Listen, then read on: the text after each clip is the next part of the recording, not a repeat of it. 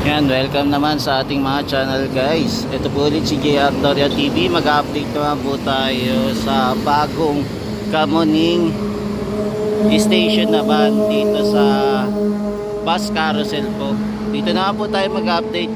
Alamin natin kung ano po na pagbabago dito sa ginagawa naman po Kamuning busway naman po. Samahan niyo po ulit si JR Doria TV. Mag-update kong muli ngayong araw ng Sunday, December 28, 2025. Tara guys, simulan na natin.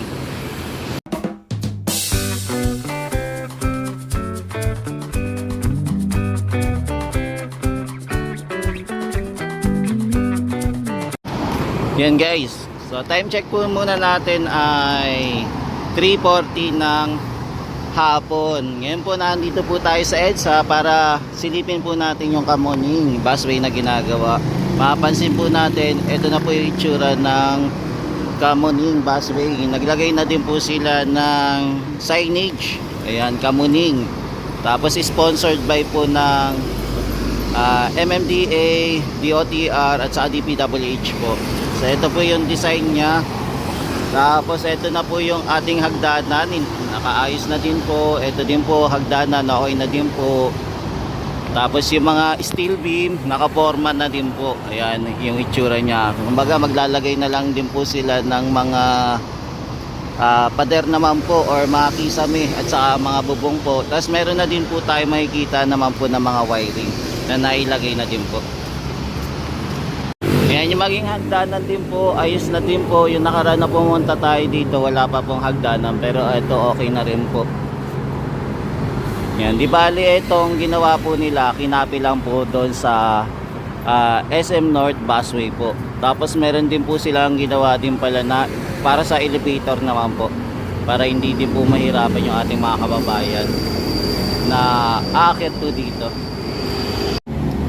Yan, ito naman po yung ating elevator naman po.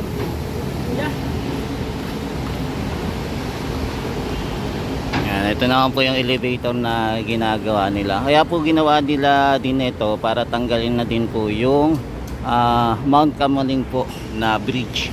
Yan, ipapakita ko din po sa inyo mamaya. Kasi ito din po yung mga nagtataas ang building dito, no? Malapit po dito sa Kamuning busway na ginagawa. Yan, ang tataas po. Yan, so ito itsura nya. Kumbaga onti na lang po, makakompleto na din po.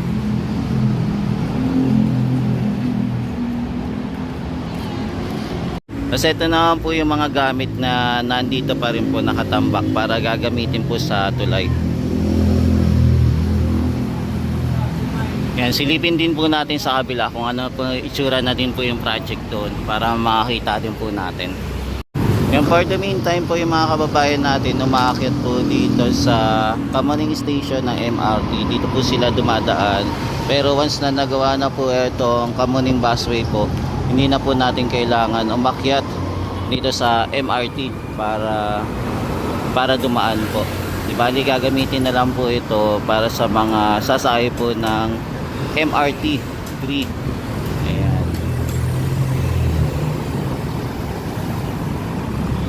Yan, wala pa tayo nasisipatan na Italian train na.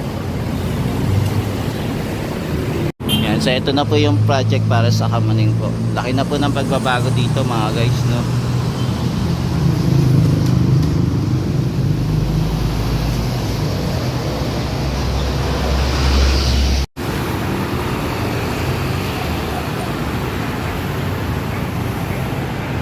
Yan, yung dito naman po nakapaglagay na din po sila ng bubong. Ayan, meron ng din design.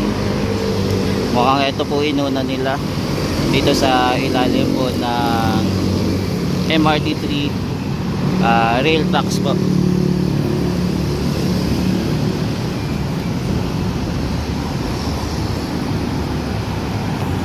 Ayan, akyat naman po tayo dito sa Mount Kamuning naman bridge.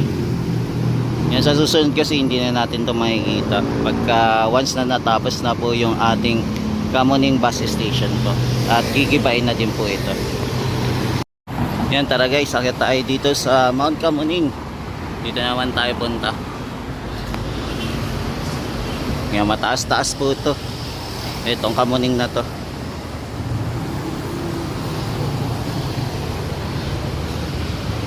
Ayan, ito siya.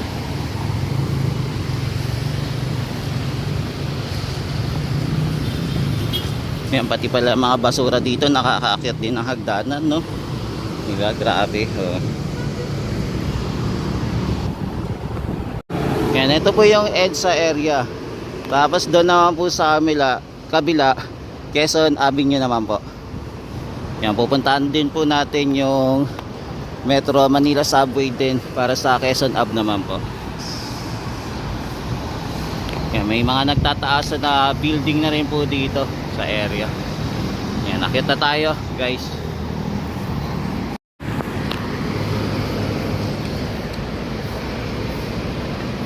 Ayan, taas-taas to, grabe no. Para nakakatakot.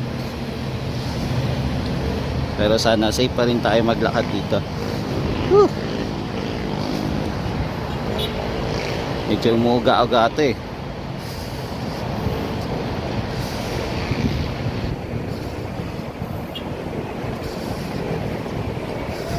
Yan.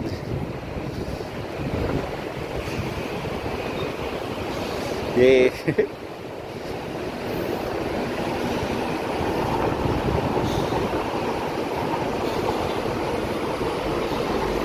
Malakas-lakas loob mo dito pagka umakyat ka.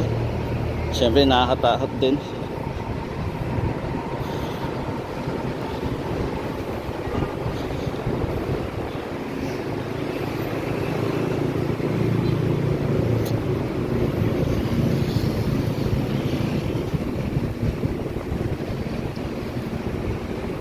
Yan, nakatawid na tayo dito sa kabila.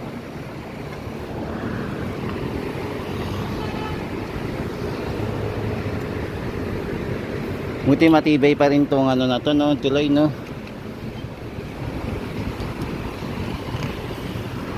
Yan, dito naman tayo silip sa kabila. Yan, so nandito na tayo sa Kamuning area, Mount Kamuning po.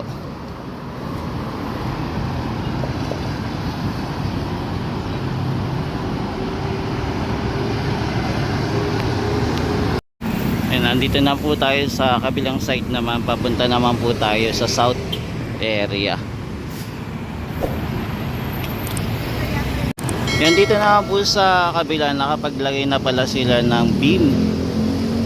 Ito ginawa na po nila, at saka meron na din pong column. Ayan, ito yung mga bakal-bakal na nakikita natin.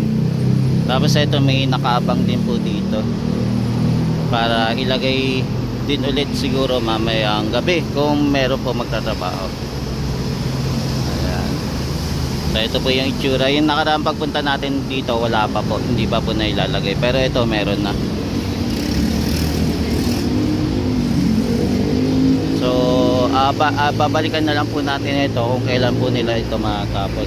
Tapos ito nag-aantay na lang kung kailan po ilalagay ulit. Yan, ilalagay po sa taas. Yan, halos makakompleto na din po. Ilang buwan kaya to bago kaya matapos, no? Kaya abangan na lang natin kung kailan po to matatapos. Yan, so ito yung mga bakal na ikakabit pa, mga tropa kids. Yan, nandito lang ako sa kabilang side lang naman. Yan, check din natin mga tropa kids kung maglalagay din po sila dito ng elevator, kung magkakaroon din. Medyo masikip kasi yung area dito eh. Kaya hindi pa natin 100% sure kung makakapaglagay sila ng elevator. Pero abangan na lang natin kung ano po yung kakalabasan na ito.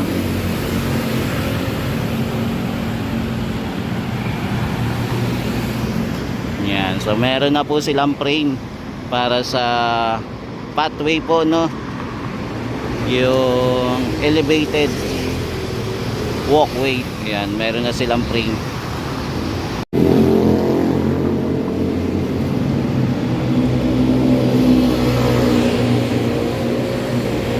Yan, so ito po yung mga building nagtataasan po dito.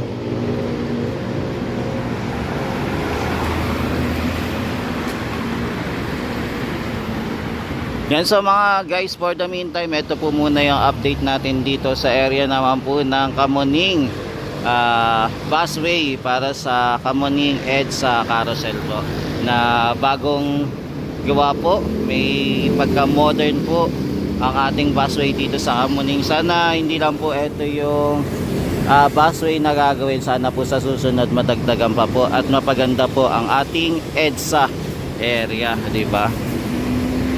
Para mas magamit po ng maayos na mga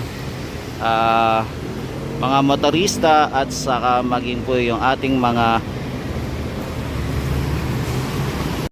yung pati na rin po ng ating mga kababayan naglalakad po dito sa EDSA. Kaya maraming salamat po, hanggang sa muli.